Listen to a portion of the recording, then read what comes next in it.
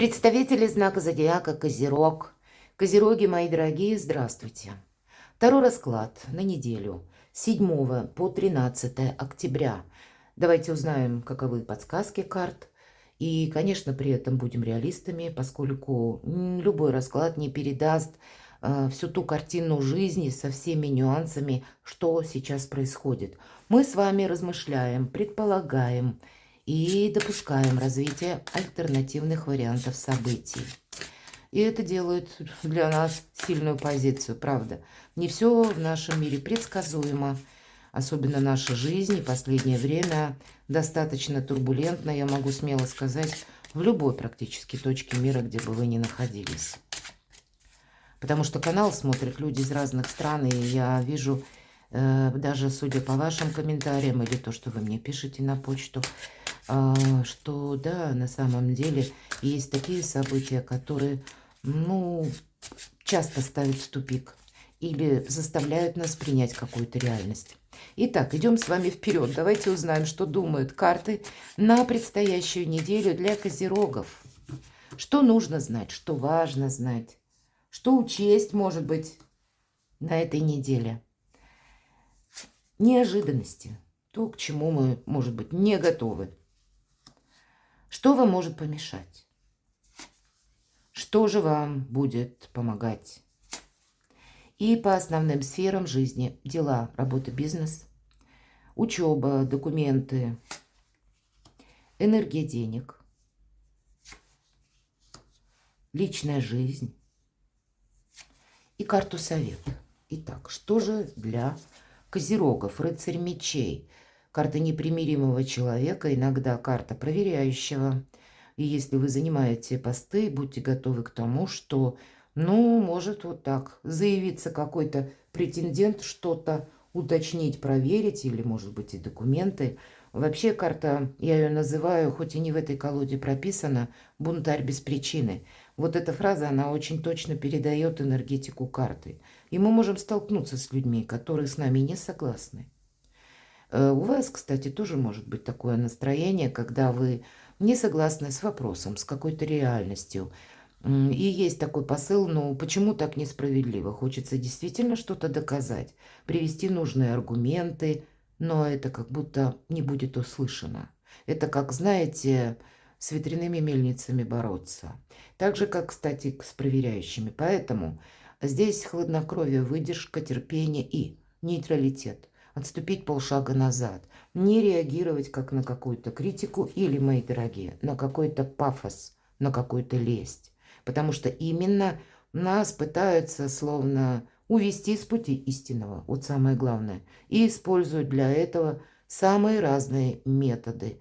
Может быть, это конкретно есть человек, которого вы просто не хотите видеть, а на этой неделе у вас неизбежные какие-то с ним контакты. Давайте в неожиданностях посмотрим. Опять же, умеренность.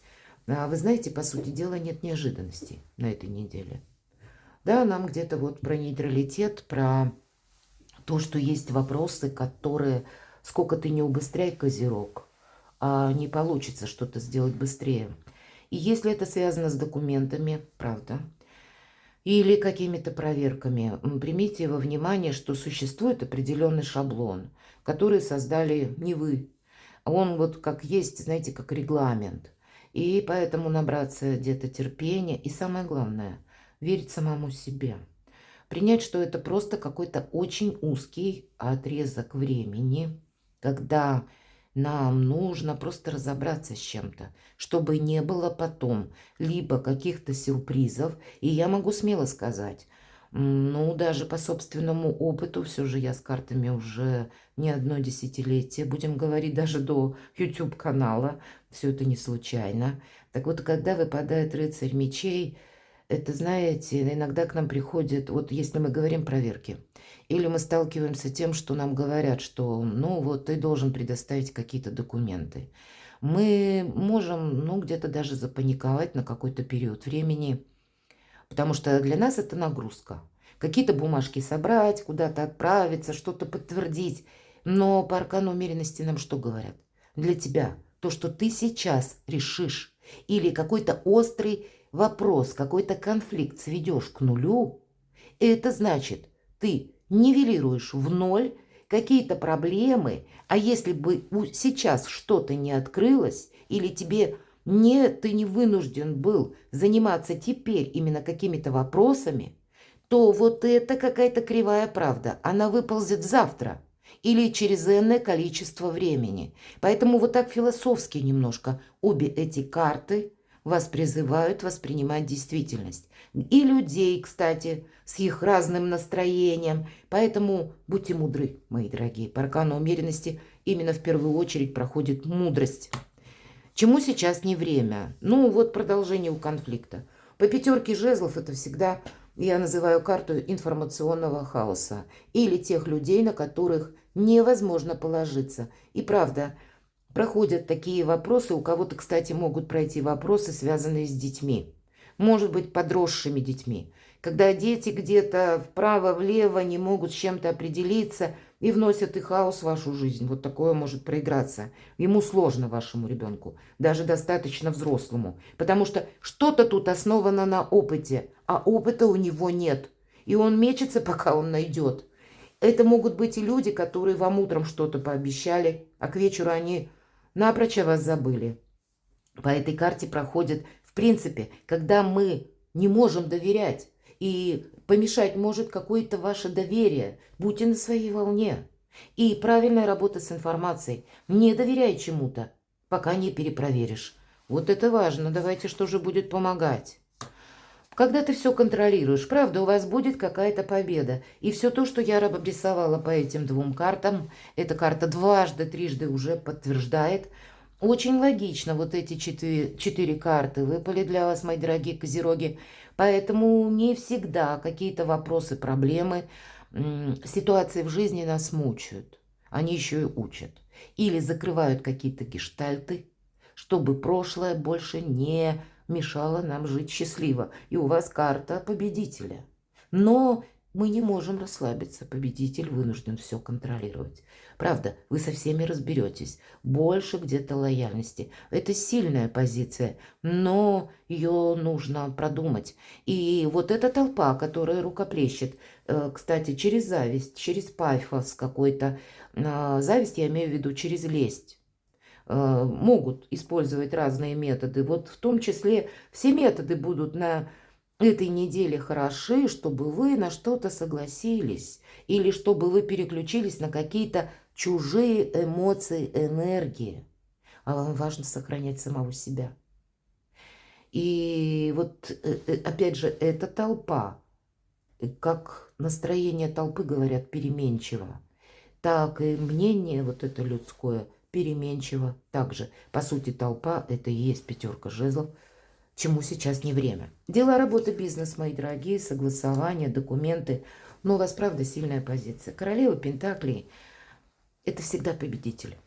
Даже если что-то начинается с нуля. Даже если она отталкивается от какой-то своей идеи, ведь она именно идею может воплотить в реальность. Она из хаоса создает порядок. Она свою мечту делает, сказку как бы, да? Она ее делает былью, реальностью. И поэтому ваше какое-то планирование, правильная организация жизни, правильное взаимодействие, безусловно, по королеве Пентаклей, это тот человек, которому свойственно как и вдохновение, так и умение жить и видеть, вот что же происходит на данный отрезок времени. Правильно оценить обстановку. Не забыть и про свою мечту, не забыть в то же время про себя и про какой-то материализм. Он явно присутствует. Поэтому обещать нам могут многое, а в реальности существует какая-то конкретика. Может быть, вам придется или вам захочется поменять окружение.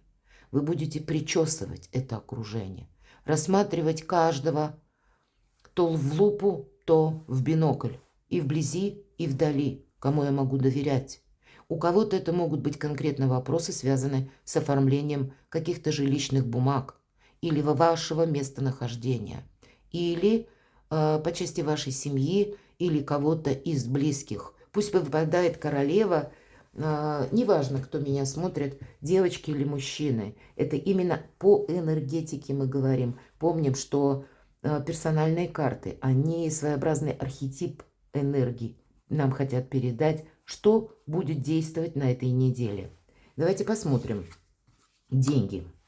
Паш мечей. Быть более чем рациональным. Признать свои ошибки, кстати, по этой карте. Будет очень важно. И поэтому, может быть, у кого-то нейтрализовать, нивелировать конфликт. Потому что, я уже сказала, вот люди, с которыми не хочется видеться. А вот, мои дорогие козероги, как нарочно, может быть, есть ряд вопросов, а придется с ними согласовать как-то, продолжить взаимодействие. И знаете, у кого-то ведь может даже быть банальная ситуация семейная. Произошел разрыв, произошел, предположим, развод. Но остались дети, нерешенные вопросы по имуществу, по деньгам, по жилищу. И хотим мы или нет, контакты у нас продолжатся.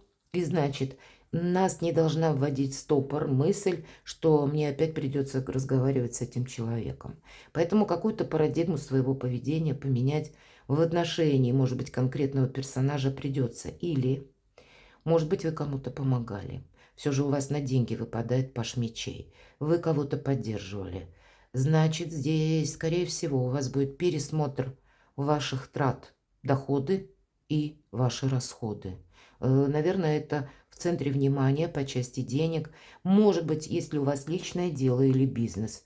Но вот есть какая-то тоже суровая правда, и отталкиваться нужно от нее. Или потому что вам нужно как раз сохранять свою победу или ваши сильные позиции. Себе не навредить, но по пажу мечей мы информацию перепроверяем. И, кстати, карта говорит, ведь это не только деньги.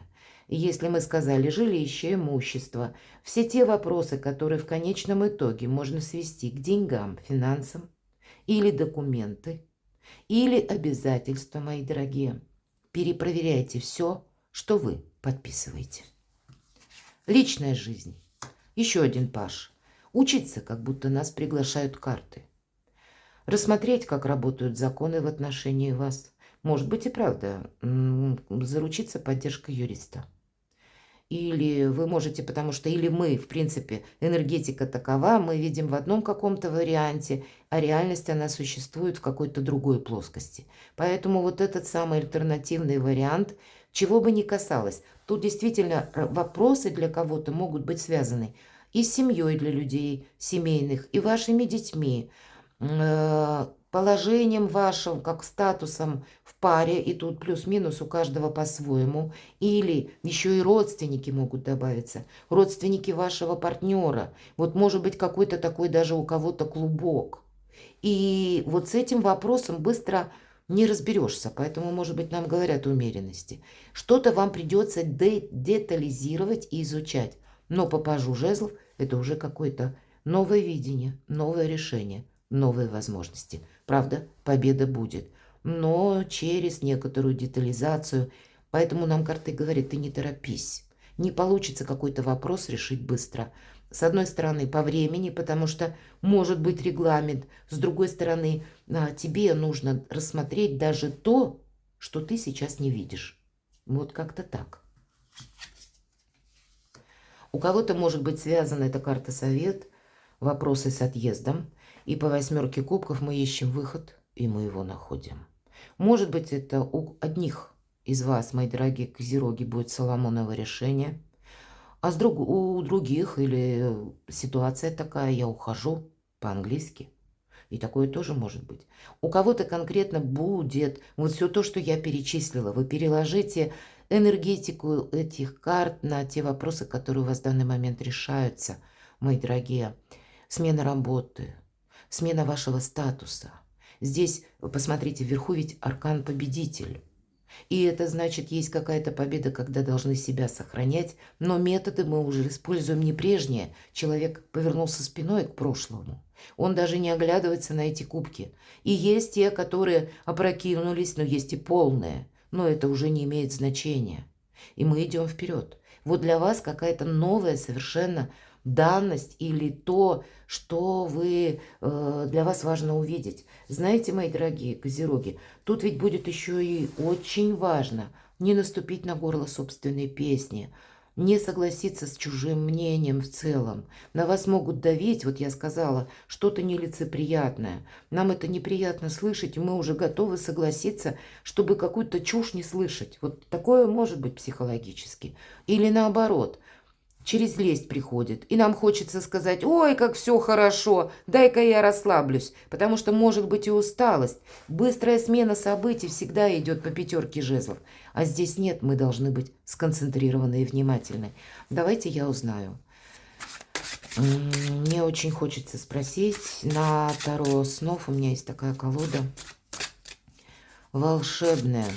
Вот где вы, в каких энергиях вы находитесь? Ну вот что мне добавить? Это шестерка жезлов, это аркан-победитель. Когда, знаете, вам где-то самоуверенность может помешать тоже. Что от вас требуется? Дворец монет, мои дорогие. Вы должны сохранять себя. Вы должны сохранять свое счастье, свое материальное благополучие. Буквально или сохранять свой дом, или отстроить, может быть, для кого-то переезд актуален. Значит, на новом месте вы должны отстроить парадигму будущего.